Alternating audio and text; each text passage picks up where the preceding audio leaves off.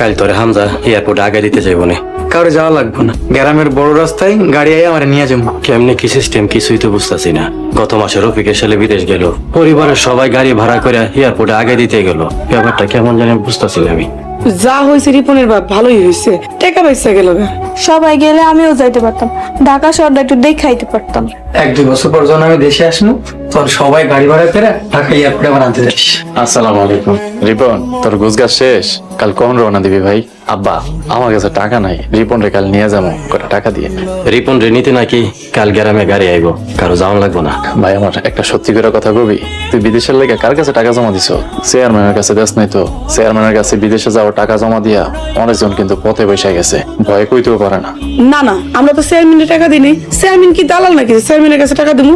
আমি আর রিপন নিজ অফিসে যা টাকা দিয়েছি। তোর পাসপোর্টটা দিয়ে দিই, ভিসা লাগছে কিনা। পাসপোর্ট ভিসা দালাল অফিসে, তুমি তো চিন্তা করো না তো। তুমি বেহুদা কথা কয়ে সময় নষ্ট করো না তো। কালকে সকালে রিপনের ফ্লাইট। রিপনের মা, রিপন কি সেহরি খাইবো না? এত দূরে যাইবো পোলাটা, তাই আর সেহরি খেতে ডাকি না। সফরকালে কাজা রোজা রাখার বিধান রাখছেন আল্লাহ তাআলা, ডাকার দরকার নাই, পরে কাজা রোজা রাখলে চলবো। এখন হয়েছে সময় বেশি নাই, তুমি সবাই তাড়াতাড়ি করে খায় না। আমার জন্য দোয়া করো, যেন সহি সালামত বিদেশ পৌঁছাইতে পারি। এ আমানিল্লাহ, সাবধানে যাইস বাবা, আর সবসময় নামাজ পড়িস, মনে মনে আল্লাহর নাম জপিস। আম্মা আসি। বাজান ও ফোন করে নিশ্চিন্ত করিস, নিজের যত্ন নিস, ঠিক মতো খাওয়া দাওয়া করিস। রাজিয়া, কও ছোট ভাইজান। মন দিয়ে পড়ালেখা করিস আর মার কাছে হেল্প করিস।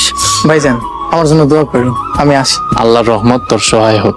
চল ভাই, গাড়িতে তোরে তুইলা দিয়ে আই। তোমার কষ্ট করে যাওয়ান লাগবে না, আমি একলা যাইতে পারবো। আমি আসি তাহলে। আব্বা আসি, আমার জন্য দোয়া করি। সাবধানে যাইস। পিয়ামানিল্লাহ। রওনা দিবেন কখন? আরে এত তোলাইছো কেন মিয়া? তো ফের তো সে রাত 12টা। বসো, চা পানি খাও, সেলুন হয়ে আসো। চেয়ারম্যান গাইতেছে নাকি? রিপন বা কেমন আছো? ভালো আছি কাকা, একটা কথা কইতাম। সেই 9টার সময় এসে বই আছে 2 ঘন্টা ধরে, এখন বাজে বেলা 11টা, এখনো যাওয়ার কোনো নাম গন্ধ নাই। সবুর করো বাবা, সবুর করো। সবুরে মায়া ফলে হাতিজে নিয়ে রওনা দাও। জি চেয়ারম্যান সাহেব, রিপন চলো বাবা, বিসমিল্লাহ বইলা রওনা দিই। দোয়া করেন, জানি না আর কবে দেখা হইব। ভুল ত্রুটি হলে মাফ করে দিন আমারে। ঠিক আছে বাবা, ঠিক আছে। হে আল্লাহ, আমাদের এই ভুলে ভরা নামাজকে আপনি কবুল করেন। আল্লাহ, আমার আদরের ছোট ভাই রিপন বিদেশের যাত্রা করছে। আল্লাহ, আপনি আমার ভাইকে সহি সালামতে বিদেশে পৌঁছানোর তৌফিক দান করেন। তাকে উত্তম হালাল রুটি রুজি করার তৌফিক দান করেন। আল্লাহ, তাকে উত্তম হালাল রুটি রোজগার করার তৌফিক দান করেন। বৃদ্ধ পিতা মাতা যে উদ্দেশ্যে তাকে বিদেশ পাঠাইছে, সেই উদ্দেশ্যকে পূরণ করেন আল্লাহ। আপনার শরীরটা কি খারাপ? ইফতারের সময় দেখলাম আপনার শরীরটা খুব দুর্বল। প্রথম রোজা তো একটু খারাপ লাগবেই। আব্বা, কাল থেকে আপনি আর খেতে কাজ করতে যাইয়েন না, আমারে কইয়েন কি করা লাগবে আমি করব। আমি খেতে না গেলে চলবো রে বাবা। আমি চালাই নেমনি আব্বা। আপনার না শরীর খারাপ, হয়ে পড়েন। রিপনের কোনো খবর আছে? প্লেনে উঠছে? ফোন দিছিল রিপন?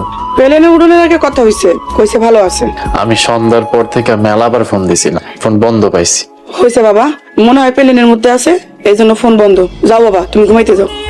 হ্যালো মা, আমি রিপন। রিপন? ও রিপন, বাবা তুই কই? বাবা তুই দেশে না বিদেশে? কি এর বিদেশ মা? মা আমি খুব বিপদে আছি মা, আমার জন্য দোয়া করো মা। রিপন, ও রিপন, বাবা রে রিপন।